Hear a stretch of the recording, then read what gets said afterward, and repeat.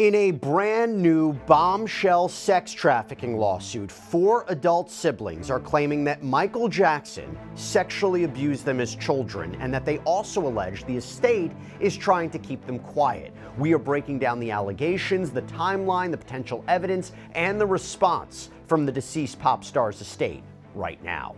Welcome to Sidebar, presented by Law&Crime. I'm Jesse Weber. By the way, if you're putting things out on social media, if you're into content creation, you might be wondering how we're able to share so many of these clips from all of these stories so quickly. Well, we use something called Opus Clip. This is an all-in-one AI editor that makes it so easy to cut, create, and upload videos across any platform. Through AI, Opus Clip generates B-roll, reframes footage, and it even cleans up audio. It is so easy. You just visit opus.pro/sidebar, you sign up, you upload, and in minutes you will have perfectly edited clips ready to go for TikTok, Shorts, Reels. Opus Clip is your one-stop shop, and having a tool like Opus Clip means that our producers can get you viral courtroom updates instantly. This is the most powerful tool there is to share ideas and edit like a pro. So go to opus.pro/sidebar to get a free week and then 50% off. You know, we cover a lot of celebrity lawsuits here on Sidebar. It's kind of been a common theme for us over the past few years. I have to talk now about one that is truly bombshell. 4 adult siblings have just filed an official lawsuit against the estate of Michael Jackson and others in a bombshell sex trafficking lawsuit.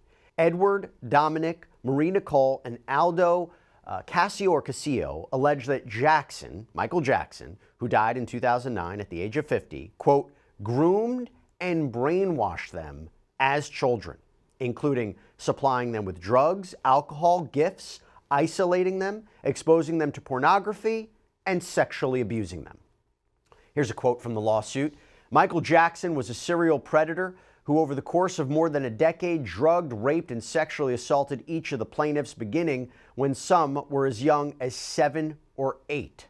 And the filing alleges that the abuse occurred over extended periods of time in, quote, locations around the world, and when Jackson and his children were guests in plaintiff's family home.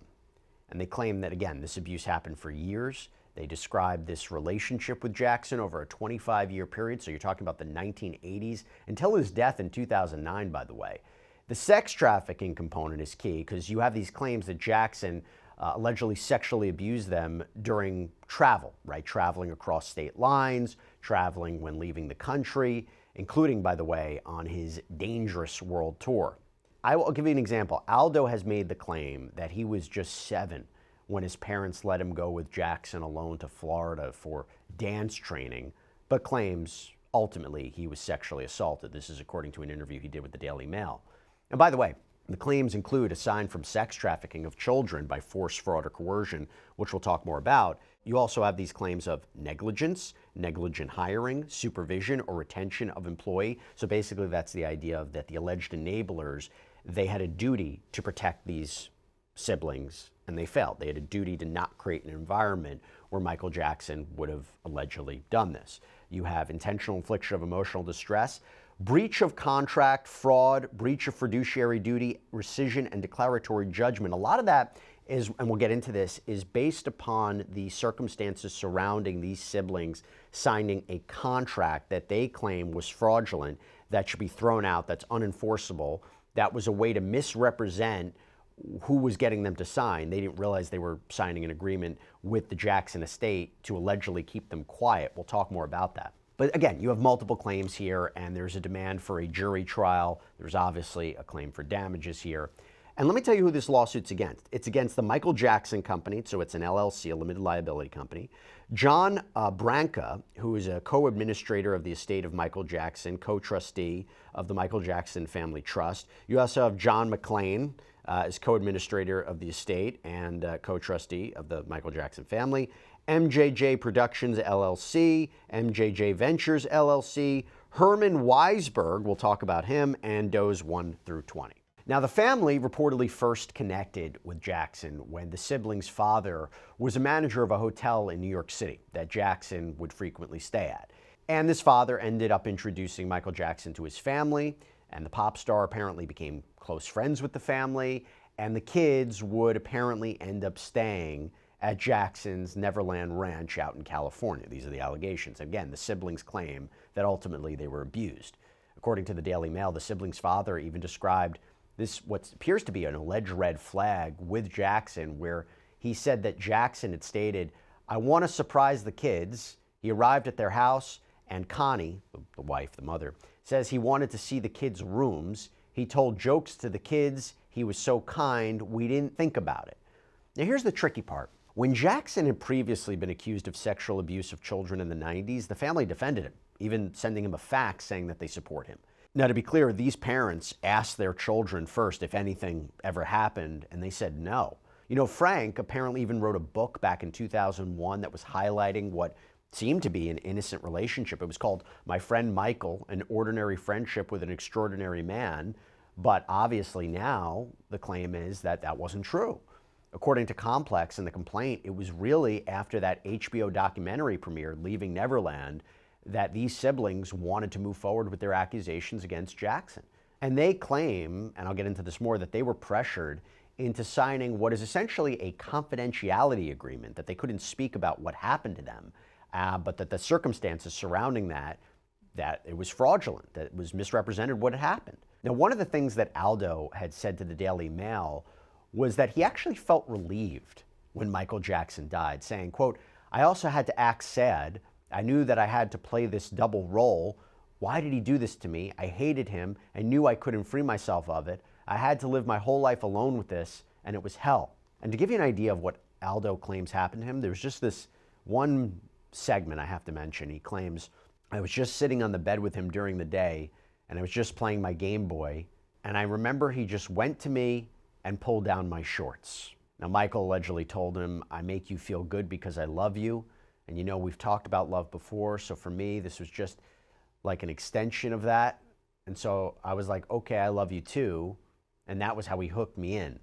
Aldo says it eventually matured into full-blown sex with Michael Jackson at 10 years old, and that the pop star would coach him to deny if anyone ever asked what had happened between the two. And he also claims that Michael Jackson gave him Xanax. Quote, "The truth was I was terrified of him, the way he brainwashed me. I was scared for my own life." Says the last time he spoke with Michael Jackson was 3 days before Jackson died. He claims the singer turned the conversation sexual. Marie Nicole claims she was abused by Michael Jackson in 2001, saying he talked about how it's very normal for men and women to be naked. He asked me to take off my clothes, so I did what he said. Now, you remember when I said that everything changed when the Leaving Neverland documentary came out? Well, Aldo claims that is when he realized that this was allegedly happening to others, and that he essentially felt safe to come forward. Finally told his parents what he claims happened. Connie, the mother here, says, "I feel responsible for all this. I should have known what was happening to my kids, and I didn't. I saw Jackson being so lonely and lost because his career was diminishing." And then that's when Aldo's siblings revealed that they were allegedly abused too. And here's the key. This is about the contract. So the siblings claim that in 2019, the Jackson estate had pressured them into signing a contract without having lawyers to essentially silence them. That one of the defendants, the guy I mentioned before, Herman Weisberg, allegedly misrepresented who he was working for. That in reality, he was working for the Jackson estate when he approached them saying that he was just looking to fairly compensate them. Quote, "Weisberg convinced the family, including plaintiffs, that he would be working for them, not for Jackson's estate. Among other things, Weisberg said the Jackson estate was the evil empire, that he would never work for the estate or its representatives."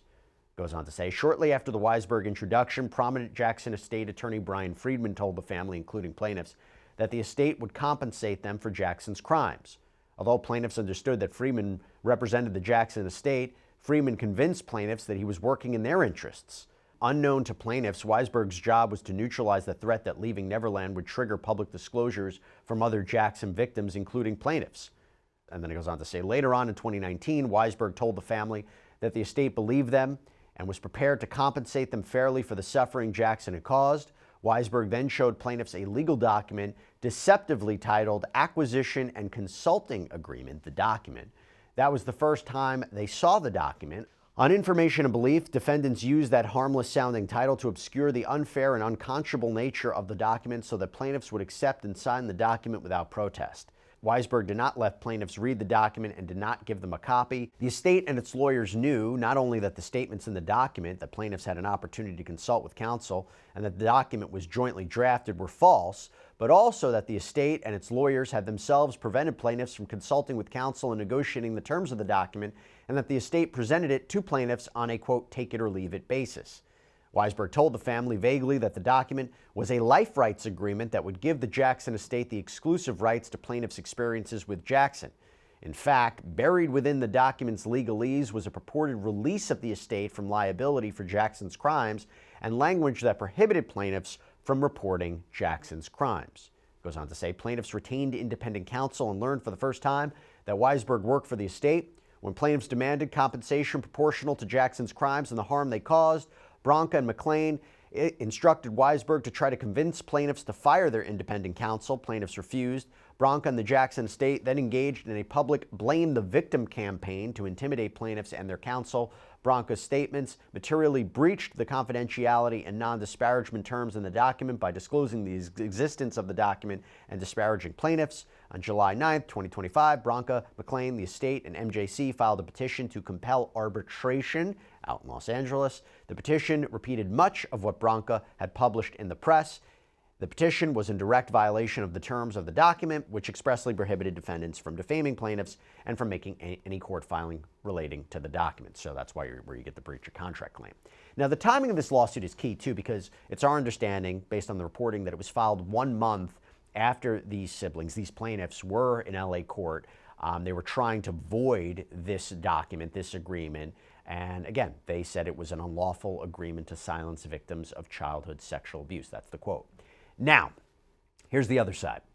The attorney for Jackson's estate, Marty Singer, released a statement to People, called the lawsuit, quote, a desperate money grab by additional members of the family who have hopped on the bandwagon with their brother Frank, who is already being sued in arbitration for civil extortion. The family staunchly defended Michael Jackson for more than 25 years, attesting to his innocence of inappropriate conduct. This new court filing is a transparent forum shopping tactic in their scheme to obtain hundreds of millions of dollars from Michael's estate and companies. Now, he also said statements by the Cassios, including those appearing in dozens of passages throughout Frank Cassio's 2011 book, as well as in interviews with Oprah Winfrey and others, directly contradict what is being alleged now. Singer's statement continues. Throughout, the Cassios consistently and repeatedly asserted that Michael never harmed any of them or anyone else. With the estate's financial success growing, the family, through 2 different attorneys, threatened to go public with heinous accusations that completely contradicted their previous statements defending Michael unless his estate paid staggering sums of money. So you're basically alleging extortion here, right? And I should tell you also, and this is important, that Michael Jackson was never criminally convicted of child sexual abuse. But I want to talk about this now. All right, so whenever we have a big celebrity case, I think who might be good for this? Of course, litigator Richard Schoenstein is with us in studio. Good to see you. Thanks for taking the time. Appreciate it. Initial impressions of this? Well, I just read the complaint, which you were kind enough to give me. After reading the reports, it is a very salacious, very provocative story of continued abuse, grooming, rape, and everything that goes along with that over many years. So if it's true, it's shocking. Talk to me about the timing of it. I think that's really interesting, right? So a lot of people would, and I mentioned this in the intro, a lot of people would say, why come out now? Well, first, there was the idea of, there's always complicated factors in terms of alleged sexual abuse, particularly of children, when they would feel comfortable coming forward, acknowledging what happened, particularly if you're dealing with a high-profile individual. But also, I think it was key, if you take the allegations as true, this coming out after Finding Neverland, that docuseries, right? And that other people experienced allegedly what they experienced. But also, what's different about this is the claim that the estate was allegedly trying to silence them, trying to have them sign an agreement several years back. And now there's been a back and forth about, did they breach the agreement? Did these representatives from the estate breach the agreement? There's now a legal fight going on. What are you taking away from that? There's a lot of things playing into the timing of this. I mean, the first of all is there's this California legislation that provides a window for adult survivors of abuse to bring a claim. And I think that window goes until sometime in 2027 in the latest iteration of that legislation that was signed last year. So there's a window for these claims to be brought. That's number one. Number two, in my view, there is sort of renewed interest in Michael Jackson. There's kind of this Michael Jackson renaissance going on, which would be a good time to go after the estate for a settlement if that was your strategy, because there's going to be more content coming out about Michael Jackson, and perhaps you want to persuade the estate that they want to quiet these claims going into that so they don't have to deal with them. I mean, according to the Daily Mail, since his death, Jackson's estate has generated $3 billion in revenue. Now, they made the point that this is not about money, this is about accountability. And I'm curious, let's start here with this agreement that they claim is void, that is unenforceable. Do you think they have an argument there based on their assertion of the facts, right? It's their narrative that they didn't know what they were really signing, they weren't properly represented. What'd you make of that? So I would need to know a lot more to determine if they have an argument. First of all, I haven't seen the agreement. I haven't seen what it says. Typically in the agreement like that, you're going to put in very specific language that the people signing it have read it, have understood it, have had an opportunity to consult counsel, whether or not they did consult counsel. I would want to see all of those things in the agreement. I would want to know exactly when it was signed. I would want to know the ages of each signator to make sure that they were adults at the time they signed them. I want to know the terms of it, exactly how much money each of them got in exchange for it. I would have to parse all of that. There is a potential claim, but as I read the complaint, the central complaint about it is we didn't get a fair amount of money to settle these claims. Well, also they didn't know what they were exactly signing, right? They didn't know who this Weisberg guy was representing. Yes. They were given allegedly a false representation of what they were exactly signing, what the meaning of the agreement was, and that, you know, kind of buried in it was this idea that they're releasing the estate from liability, and also that they can't talk about what happened. And they thought, I mean, if you base it, they thought that perhaps what they were signing, the other party, was going to own their stories and maybe amplify their stories about what happened under Michael Jackson. The lawyer in me is a little skeptical of the I didn't know what I was signing argument. I mean, I've heard that made If I'm understanding correctly. Yeah.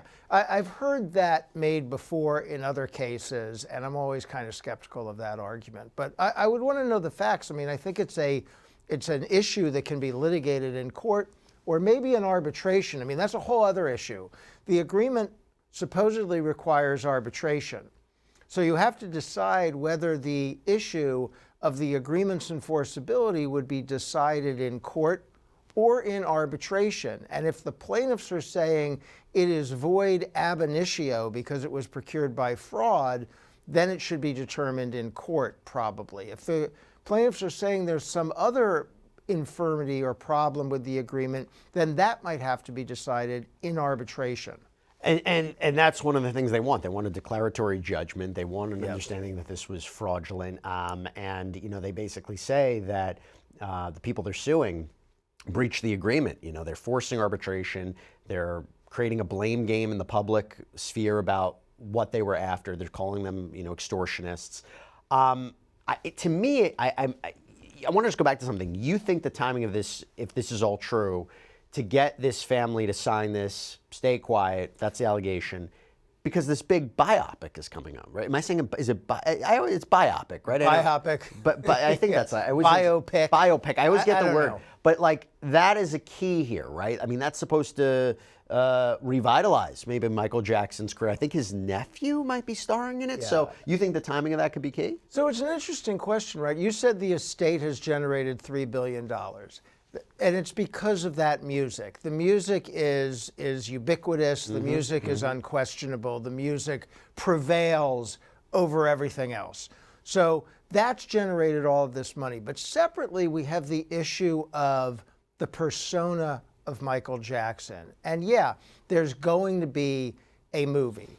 there's going to be, when that movie is out, there's going to be marketing of his music, right? That's the way it works. The movie comes out, they repackage the music, they try to sell more music.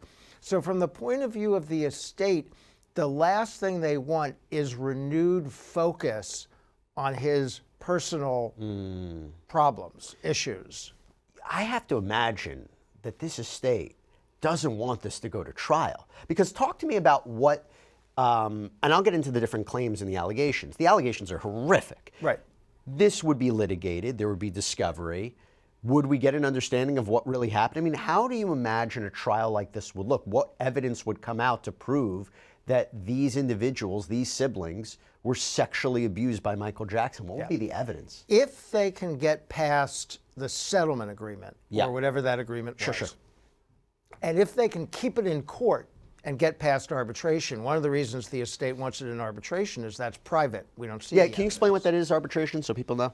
Arbitration is a private dispute mechanism, dispute resolution mechanism. You hire a private arbitrator and you go have a trial, but you do it in a private conference room. And we wouldn't know anything about it. No, Court TV, Law&Crime, they don't cover arbitration. Right. They can't get in the door. Okay. They don't see a transcript. There's no film of it. There's generally no reporting of it.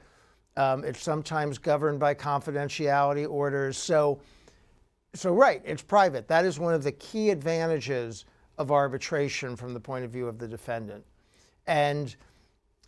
So if you're the plaintiff in this matter, you want to get rid of that arbitration agreement so you can pursue the claim in court. Okay. So you can go into court publicly and not only make these allegations against Michael Jackson, but Michael Jackson's not here to contradict them, right?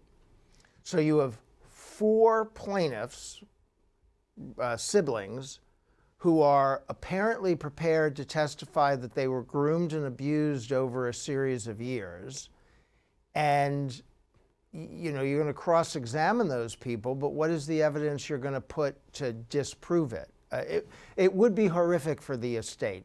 I think if the case got that far, the estate would throw a lot of money at it to settle. And the fact that they're going after the people that manage the estate, the companies, this idea of they were enabling him, covering it up, fraud. I mean, again, let me just read out to everybody what all the causes of action are. And I want to save sex trafficking for its own analysis, but just again, they're saying negligence. So negligence, like you had a duty of care to these siblings, and you should have not created an environment where Michael Jackson could have allegedly done this. Negligent hiring, supervision, retention of employees, intentional infliction of emotional distress, breach of contract, fraud, breach of fiduciary duty, rescission. Talk to me, and then we'll get to sex trafficking. But what do you make of those causes of action? Because again, it's really about the idea of the companies, the people that were managing the estate, the alleged enablers. So I think that's helpful from 2 perspectives. One is getting to where the money is, because as you say, there's a number of companies that are defendants in this action. I don't know where the money is. I don't know if it's in the estate or it's in one of the other companies, but you want to make sure that you're suing the entity that has the money, because otherwise winning is pointless.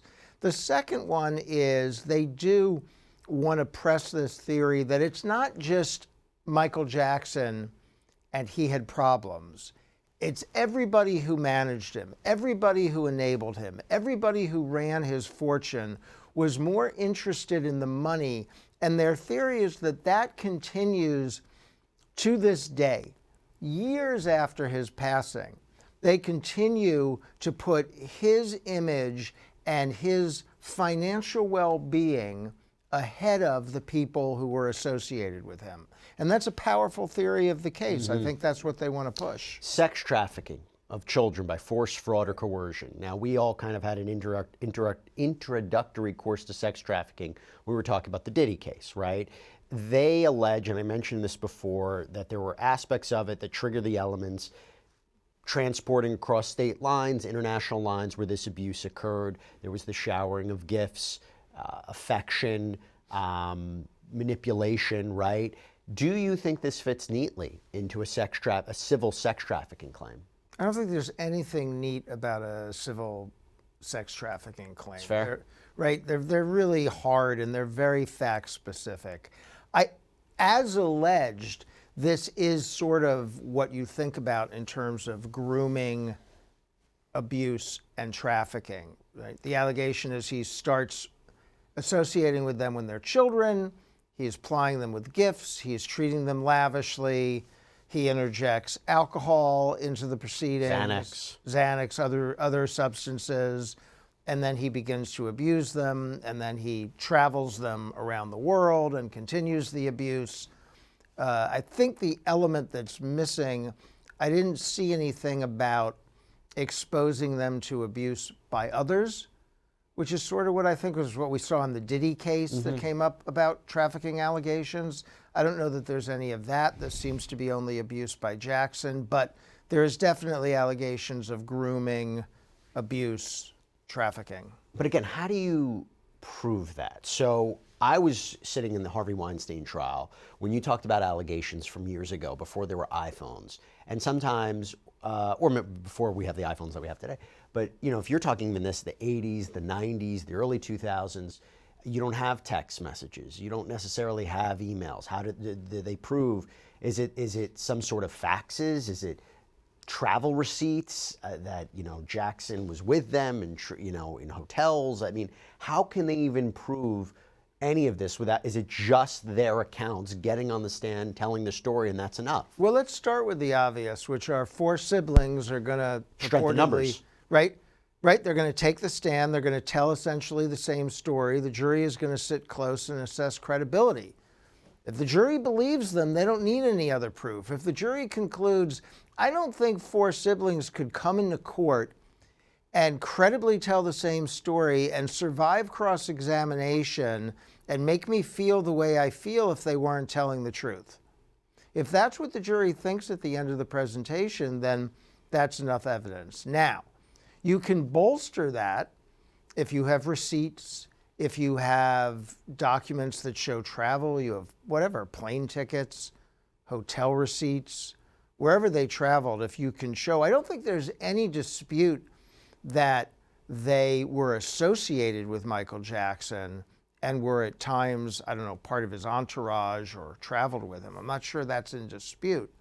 So you can show some of those specifics. And they will have the burden of offering testimony that can't be impeached. If they say, I was in this country in this month of this year with Michael Jackson when he abused me, and then the defense can show that Michael Jackson wasn't in that country that month, right? That's good cross-examination. If they previously did not, remember I mentioned they came to his defense at one point in the 90s.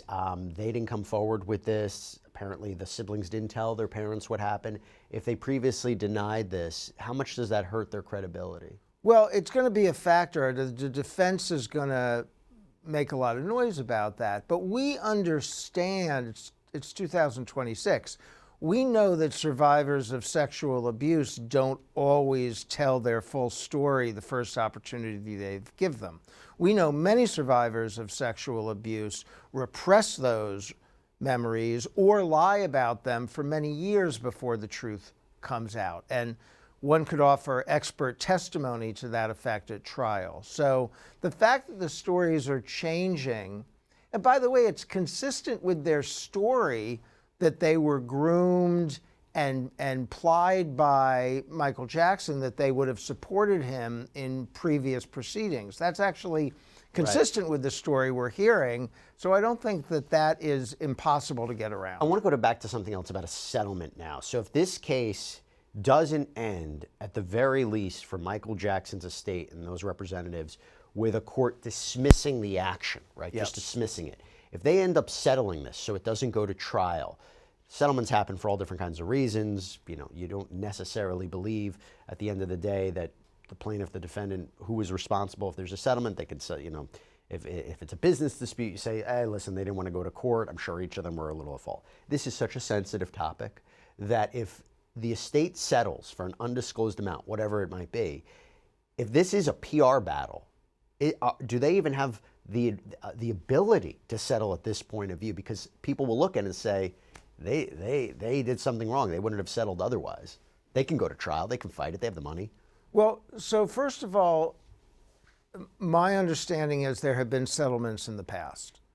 So we've already crossed the territory of he was accused of doing really horrible stuff and settled disputes. We know that is the truth. And there's been a substantial amount of data presented publicly to evidence him behaving inappropriately and or criminally. So I don't know if more of that really changes the narrative that much. If the estate can settle, it probably should. I mean, at some point you have to ask yourself, Jesse, if your two options are settle a claim and have it look publicly like you're buying off victims, or go to trial and let those victims testify publicly. Yeah. Like, there's not a good choice. Yeah, I hear you. You know, it's interesting. I think Thursday, there's a follow-up hearing regarding this dispute over the contract. So I'm curious to see what will happen then. I mean, I know they were in court about a month ago fighting about it. What should we expect there? Well, so these kind of battles are really important. So I say all the time, you hear me say all the time, so much happens in these cases before you ever get to a trial. And these proceedings, is that agreement enforceable? Are they required to go to arbitration? The whole case could be dismissed because they have to go to arbitration. Those are game-changing decisions in that litigation.